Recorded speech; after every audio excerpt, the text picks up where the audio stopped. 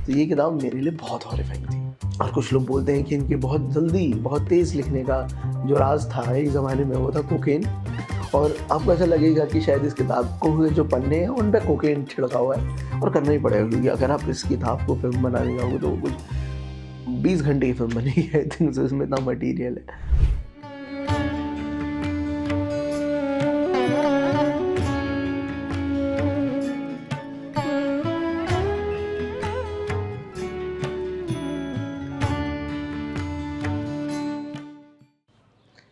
नमस्कार, आप सभी का स्वागत है एक और वीडियो में हिंदी घराना के।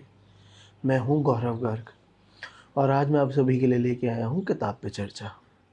और आज की जो हमारी किताब है ये बहुत, मैं बोलूँगा रिमार्केबल, बहुत इम्पोर्टेंट किताब रही है अमेरिकन लिटरेचर में। इसने अमेरिकन लिटरेचर में अपनी जॉनरा जो कि है हॉरर, उसको रिवोल्यूशनाइज़ कर दिया था।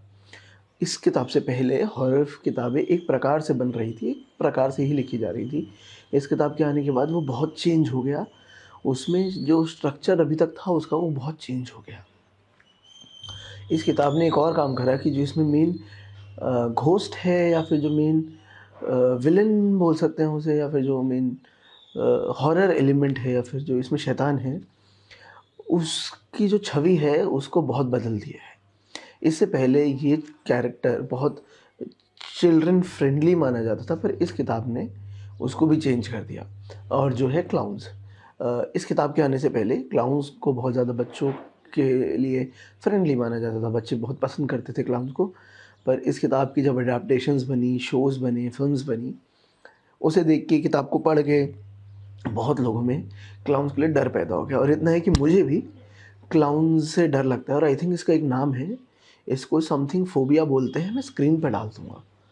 तो ये फोबिया भी बहुत बढ़ा है इस किताब के बाद, जो कि मुझे भी है। मुझे भी क्लाउन से, और जो लोग कॉस्ट्यूम्स पहन के और चेहरे पे कलर लगा के कुछ करते हैं, मुझे बहुत डर लगता है उनसे।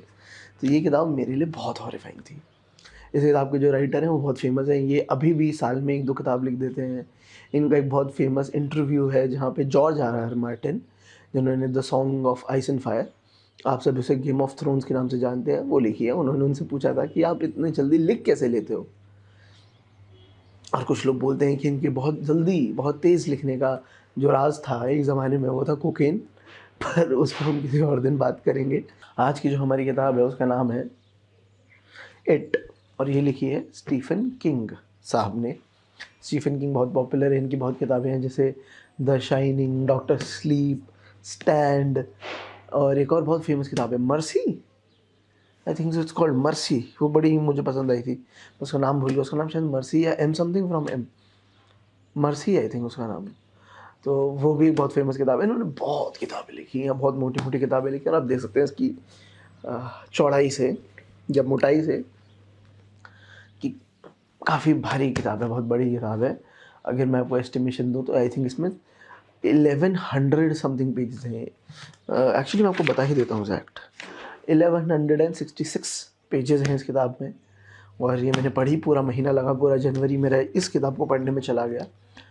और was it worth it? Yes. Video शुरू करने से पहले मैं आप सभी के लिए इस किताब का प्लॉट बता दूँ आपको। तो एक जगह है, जगह का नाम है डेरी मेन। डेरी मेन या डेरी मेन जैसे भी पढ़ते हैं। डेरी ये अमेरिका का शहर है। यहाँ पे क्या होता है कि हर 27 साल में, 28 साल में बहुत सारे बच्चों की मौत होना चालू हो जाती है, अननेचुरल सर्कमस्टांसेस के थ्रू। बहुत बच्चों की मौत होती है, बहुत बच्चों की मौत होती है। 2 साल तक, 3 साल तक चलता रहता है, फिर एक दिन रुक जाता है, फिर 27-28 साल बाद दोबारा चालू हो जाता है।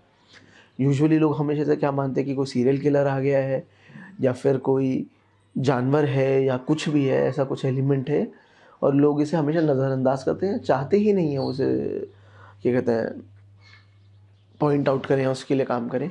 और शहर ने एक तरह से उसका सिंक्रोनाइजेशन बिठा लिया है उस अकरेंस के साथ। तो वहीं पे ही हम 2 टाइमलाइंस फॉलो कर रहे हैं, 1958 और 1985।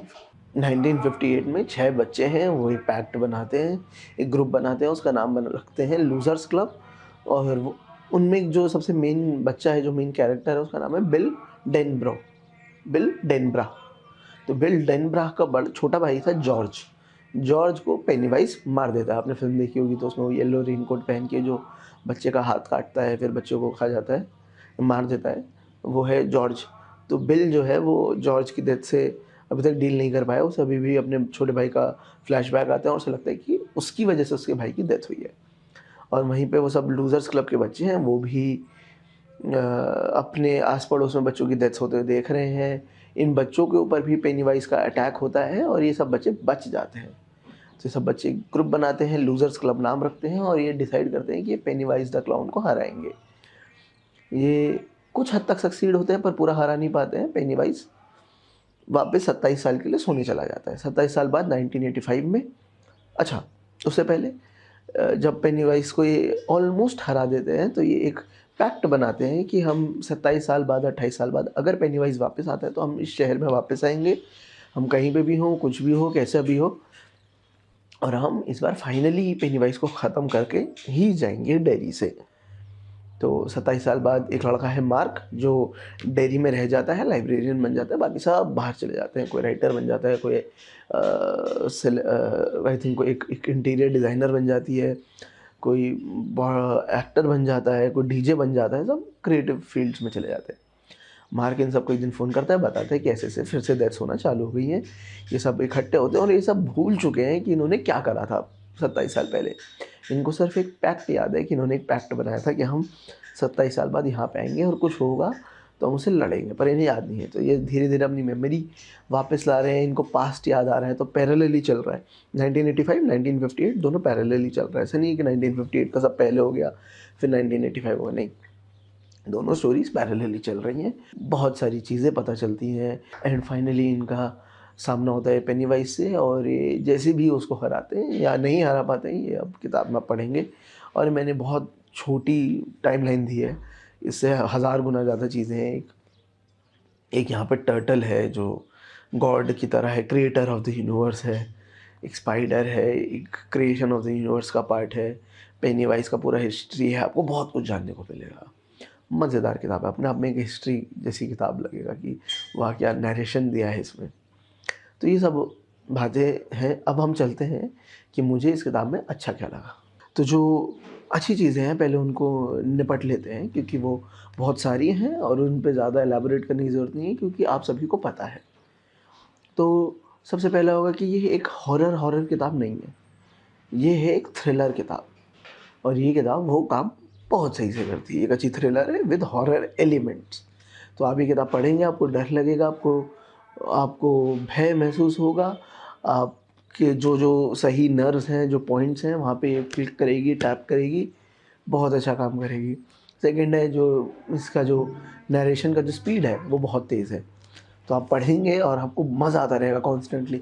इसमें कोई भी बोरिंग पेज नहीं है। इट्स लाइक ऑलमोस्ट 1150 पेजेस पर कोई भी पेज बोरिंग नहीं है, which is very difficult for a book. पर ये किताब कैसे न कैसे अचीव कर लेती है और आपको ऐसा लगेगा कि शायद इस किताब को जो पन्ने हैं उन पे कोकेन छिड़का हुआ है, क्योंकि ये बिल्कुल आपका मन करेगा खा जाऊँ ये पूरी किताब, ये पढ़ता ही रहूँ, रुकूँ ही ना, क्योंकि हर पन्ने पे नया-नया कुछ हो रहा है।